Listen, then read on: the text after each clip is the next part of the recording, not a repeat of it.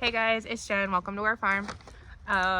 This weekend, actually, Ellie and I took a trip with my parents, and I want to invite you kind of along with it.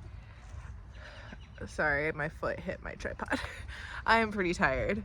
My mom drove the last few hours, and I kind of dozed, but somebody was a little cranky about being in the car so long. We took about an 8-hour ride, plus with the stops that we had to make, and had a little mini vacation, which was so fun. It was in an area that is like a second home to me. My dad and I used to go down there a lot with the horses, and it was always just a wonderful place. And that area is Missouri Ozarks. So I came across the information for Baker Creek Spring Festival, and I thought, you know what, it'd be kind of fun to go. So I asked my mom, I'm like, you want to go? It's Mother's Day weekend. She goes, sure. So next thing we know, we're booking an Airbnb, which was really nice. It was in Ava, and we saw the Laura Ingalls Wilder Museum and Home in Mansfield on Saturday morning, and then we went over and saw a friend in Jadwin, Missouri, which is like a town of 2 people, but that's the area down south there that we used to trail ride in.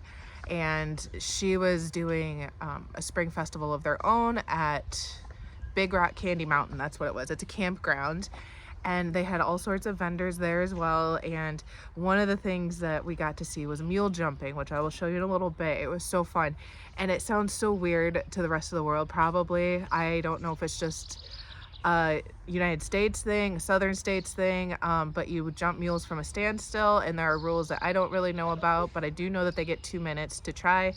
I mostly saw the beginning mules. I didn't see the expert mules, but I did get a couple little clips, which I'll show you. It was so good.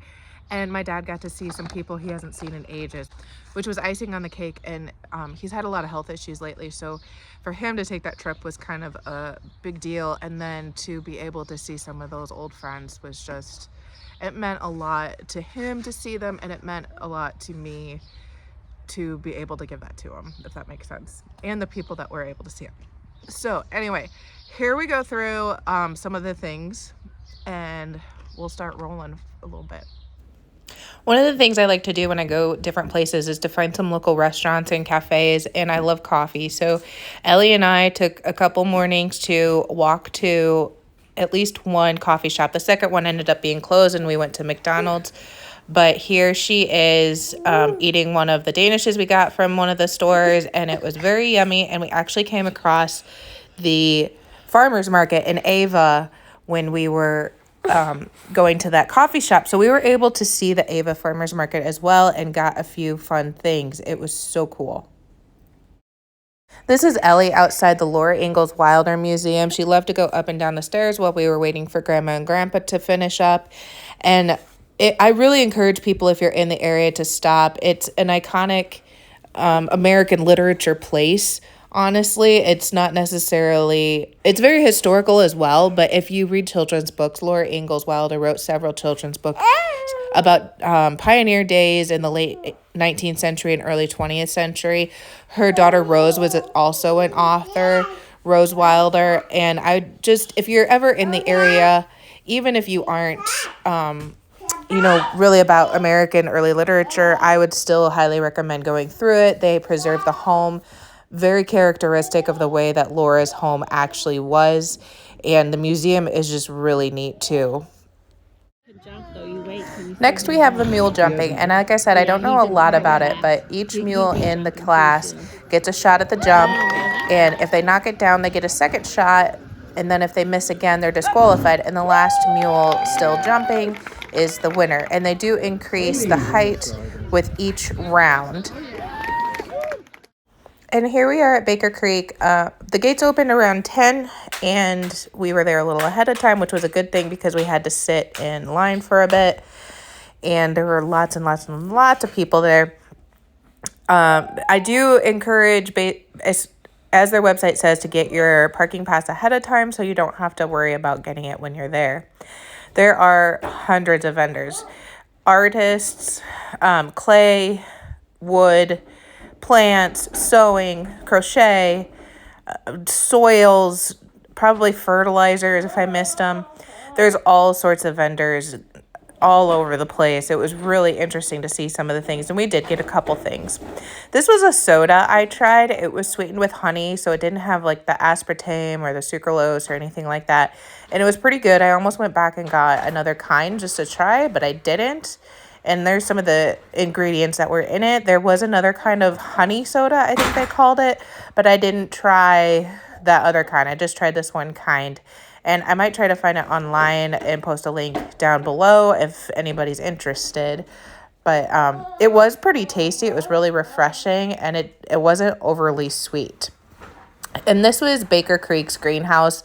A lot of those people are actually in line for purchasing things. I had to spend about 20 minutes in line to purchase a couple things that I got, but you could see all the plants and what else they had to offer there. And there were so many things inside the gift store. It was pretty neat, housewares and everything, including this. It is like, I don't know how to describe it. It's like a thick paper towel, and it says it's reusable and washable. And one is equal to 40 rolls of paper towels. It is by Swedish Sponge Cloths. So if I can find them, I will post a link for this in the description below. I ended up getting the one that's pictured there. They had different designs, and I'm guessing because there's one with cats, they also have that as well. I like to travel by trying different foods, and this isn't exactly different. That was street tacos, but this is a ribeye sandwich, and ribeye sandwiches up by us are nothing like this. My mom said it was really good. I'm not sure my dad really liked it because he's very traditional. He likes a traditional ribeye, but it looked really good. And these are just some of the flowers that was at Baker Creek. I think they have the Tulip Festival in this area, or at least where they plant the tulips. I'm not entirely sure. I think these were pansies, if I remember my flowers correctly. And then this was one of the tents with different kinds of produce. I'm sure that Baker Creek grew themselves. Those beets were just beautiful, so I took a picture of it just to show them. And who knew food could be so diverse and beautiful until you finally start looking at things that are not your typical store items. These were, of course, alliums, and I am not exactly sure what everything else was, but I thought I'd take a picture of the table to see more of what was going on. And then these are some of the flowers. I can't remember if these are, they're not dahlias. I can't remember what they are. If you're worried about me naming them, you can post what they are in the comments. I just thought it was a really pretty table in their tent there. And like I said earlier, I have a thing with different varieties of corn. And like I just said, who knew that there were so many varieties until you start learning and researching and seeing what else is out there. So I was really intrigued by this board there. And so I took a picture of it. And on the table, one of the tables, they had hundreds, if not thousands, of corn and bean seeds, just part of their tablescape decorating. It was just really neat. It was a neat way to display the seeds or product or however you want to call it along with their produce. These were carrots. I don't know why those ones were in water, but everything else was displayed out on the table, and they still looked good for it being so hot. It was Missouri, it is May, and it can be kind of toasty, but it was pretty cool in the tents.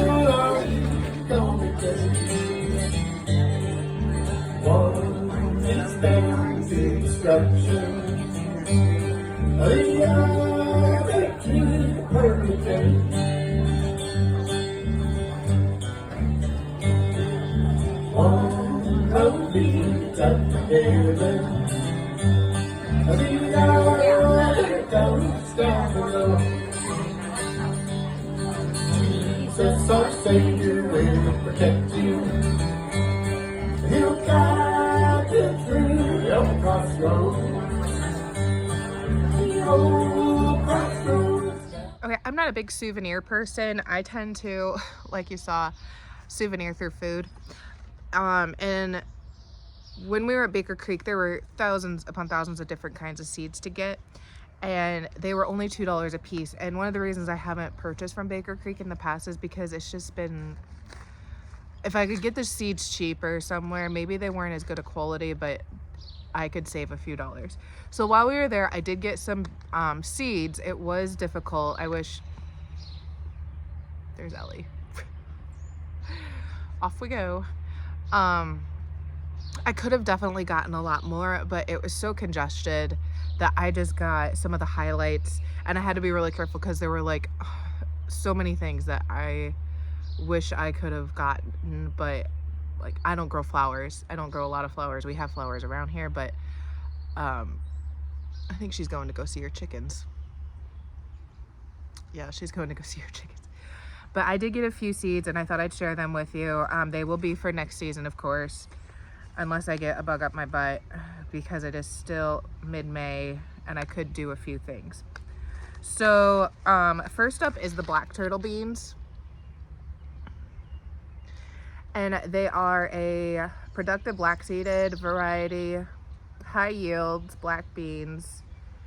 And it looks like they're a bush bean, which is, thank goodness, because that's just about all I plant. I realized after I grabbed them, I better find out, and they are bush type beans. And I remembered the name from looking at them some other time, and I couldn't get them for whatever reason when I was looking at them.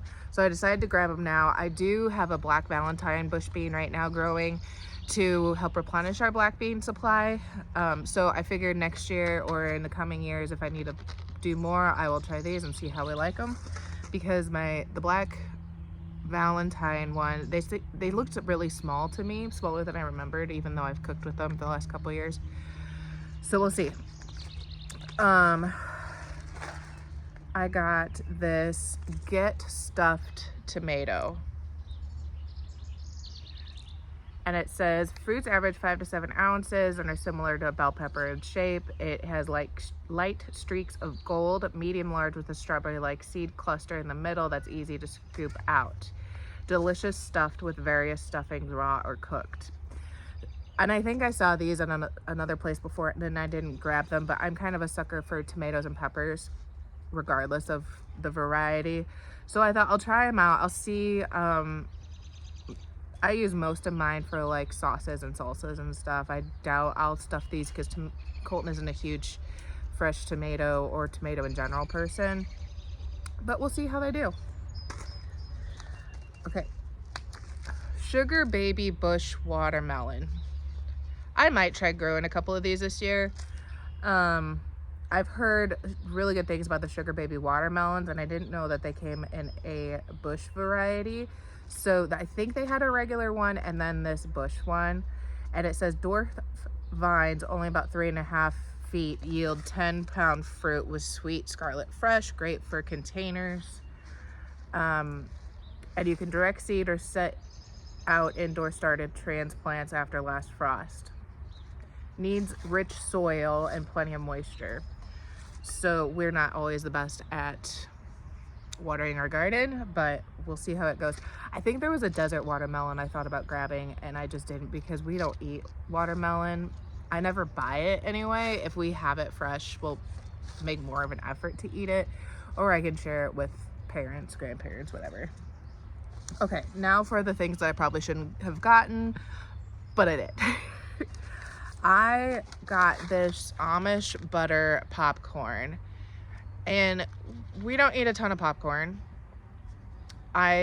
We hardly ever eat popcorn, but I got it. And there's all kinds of little popcorn, like the blue Hopi popcorn, I think it is, and the strawberry popcorn.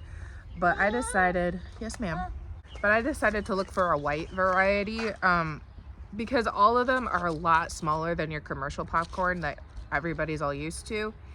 And the blue and the pink have always fascinated me. Corn in general has fascinated me once I found out how many different varieties there are, like in the picture that I scrolled through with Baker Creek. She absconded with my seeds. And so it was just interesting. I thought, well, we'll try. You do have to really be careful with corn that it doesn't cross-pollinate, and since we're in the land of corn, it's even more interesting. Our Indian corn and sweet corn have cross-pollinated before, but they were planted close together. So I'm thinking if I do grow this, I might put it in our regular garden, which is about 50 yards away from our sweet corn. So I'll talk to Colton and see, and I have to see how much room is in our actual garden. So I might yet plant that this year. It is 100 days, so it needs about 3 months. So if I planted now, June, July, yeah, there'd be plenty of time to grow that. Guys are still in the fields planting. So this is a green twister cone flower. The one thing I don't know about all the coneflower varieties is if they have the same medicinal properties as the purple coneflower echinacea. That's something that you guys can answer. If you want, down in the comments, let us know if all coneflowers are medicinal or just the purple coneflower. And I just thought it was really pretty. That's the only reason I got it. You see yourself on the camera? Yep, you can't have it. So I just thought it was pretty. I'm gonna see if I can start it and we'll plant it in some landscaping. I don't do anything medicinally with it or anything. And then this last one, can I show it please? Okay. Excuse the maracas over here. Variegated coxcomb flower. It's a type of celosia if you're familiar with flowers. I have really liked coxcomb for some reason. It just fascinates me. And so I'm gonna see if I can grow it. I think I started some a few years ago and it all died. They're really good dried flowers. They hold their color, I believe. So if you like dried flowers, if you like color in the winter, you know, if you are a cut flower farm or want to sell cut flowers, to someone who sells them, like I have sold things to someone that used them for floral arrangements. That's an option for you as well. Can we read the back, baby? Bicolor combs, 2 to 4 inch bloom atop 3-foot plants. You're not helping. Sow in place after last frost. Cover lightly in fine moist soil and keep warm till germination. So it sounds like they're an annual, not frost hardy. So there's a coxcomb. And that's all the seeds I got. Like I said, I could have gotten 100 more, but I didn't. I figured there were so many varieties, it was a little overwhelming, and I would have spent hours reading the information and deciding whether or not I wanted to grow them or not, or try them. Like I said, I'm a sucker for tomatoes and pepper seeds, even though we don't eat a ton of peppers, and I use all my tomatoes for sauces. For some reason, I just love the color. I love having something unique. So those stuffed ones of the tomatoes, and then I had plenty of seeds left over from this year. So that was another reason why I didn't want to go too crazy. But anyway, I hope you guys enjoyed this. I hope you had a good weekend as well. Happy Mother's Day to everyone, a little belated, and we'll see you again sometime. Thanks. Bye.